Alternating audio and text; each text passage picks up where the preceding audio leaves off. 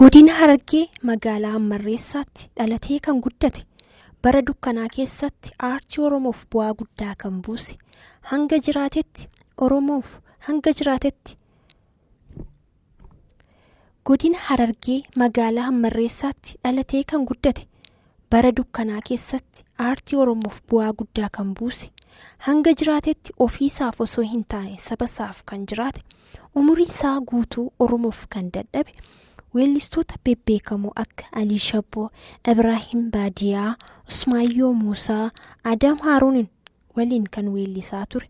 Weellisaa Ibraahim Adam dhukkubsatee sireetti gale jechuun odeeffannoo arganneen haala inni keessa jiru hubachuuf Finfinneerraa kiiloomeetira 596 imaluun waldaan dubartoota Oromoo Addooyyeef waldaan haaromsa Finfinnee Odaa International Humanitarian Aid waliin ta'uun bakka inni jirutti ilaalanii haala inni keessa jiru uummataaf beeksisuuf gara naannoo sanaatti imalaniiru. Waldooliin kun sadan waan danda'uun